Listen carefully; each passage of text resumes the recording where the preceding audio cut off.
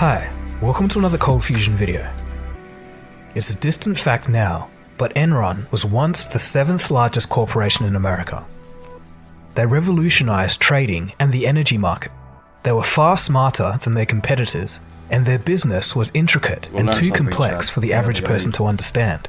Except, in reality, it was all a big scam filled with lies, fraud, and political manipulation.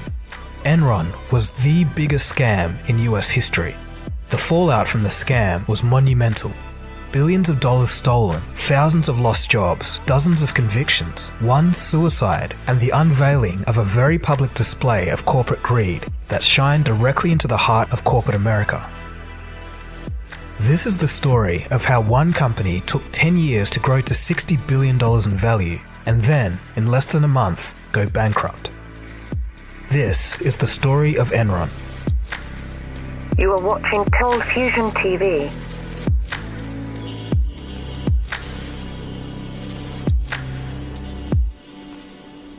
Enron began as an energy supply company mainly dealing with natural gas.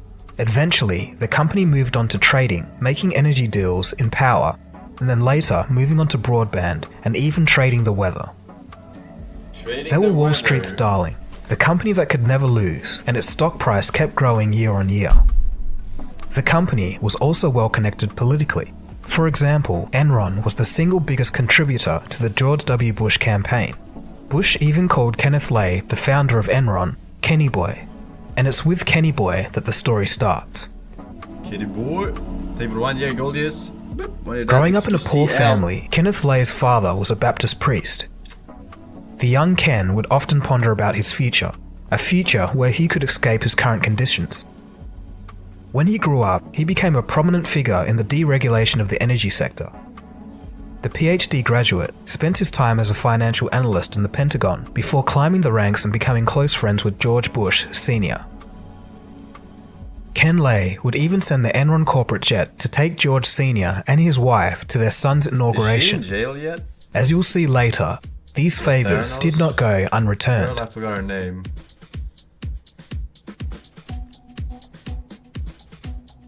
The first red flag for founder of the company, Kenneth Lay, that something was wrong within the company came during the Valhalla scandal of 1987.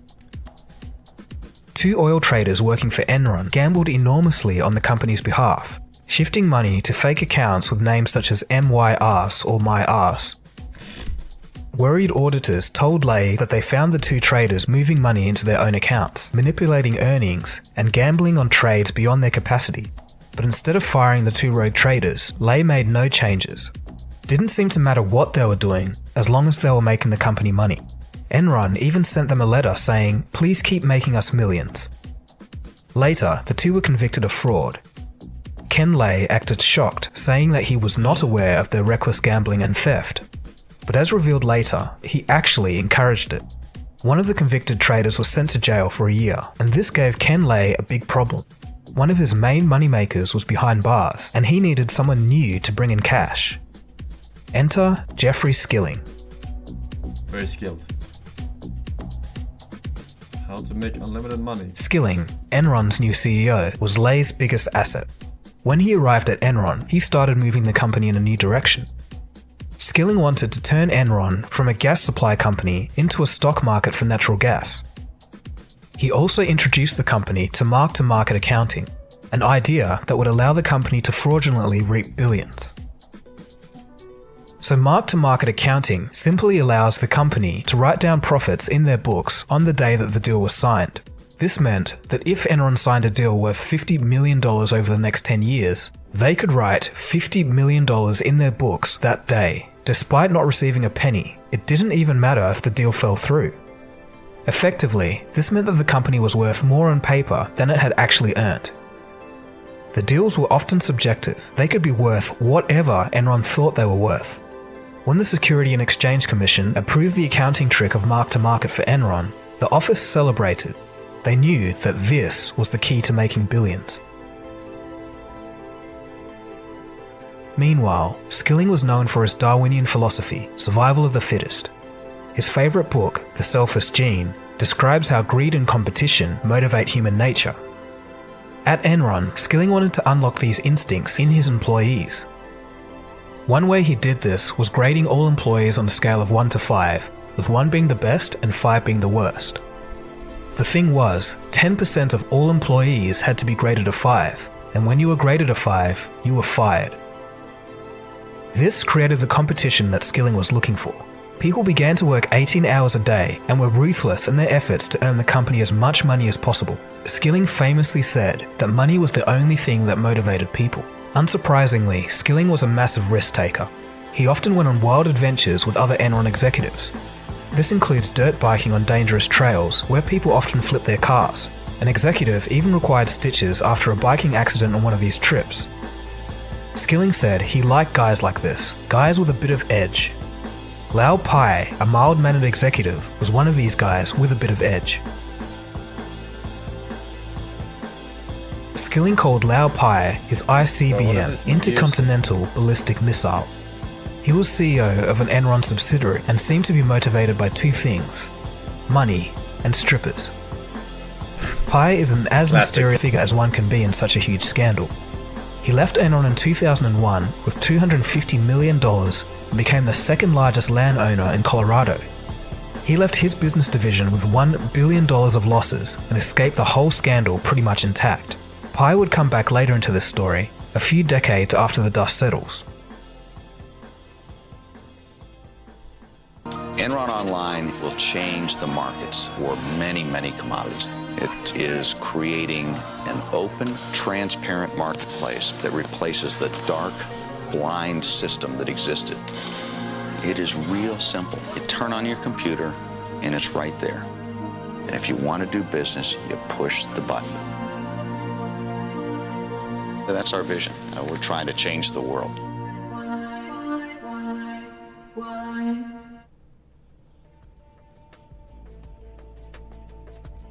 And it wasn't just internet companies feeling the fever. Enron's stock had tripled in the space of 2 years. Everyone with a little bit of spare cash was playing the stock market game. Enron knew that as long as the company met or exceeded analysts' expectations, the stock price would keep rising. And somehow, they always met or exceeded those expectations. During this time, while Jeff Skilling stood at the company's conventions telling his staff to put more of their 401k into Enron, he knew that the profits were actually going in the opposite direction.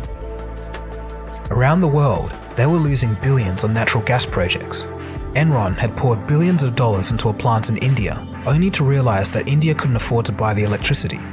The site lay in ruins, but that didn't stop the executives at Enron writing down future profits for the project into their books and handing themselves massive bonuses. The analysts, the very people who were supposed to stop the corruption, fell under the spell of Skilling. The complexity of the company and the charisma of Skilling made analysts simply take him at his word. In fact, the ones that didn't were fired. The company soon began trading bandwidth after some .com inspiration. They made a deal with Blockbuster to provide streaming services, but the technology just simply didn't work well enough yet. The deal fell through, but Enron still wrote $53 million in their books for it. Things began to get out of control, and Enron soon began trading weather. Yes, the weather, like sunshine and rain. They would soon sell futures on the weather, essentially gambling what the temperature would be. You would probably imagine that most people would be skeptical of this, but it was activities like this that led Enron to being listed on the Fortune 500's most innovative companies list.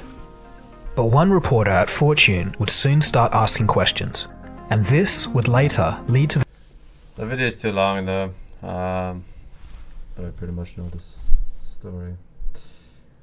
Pretty interesting. Classic little W.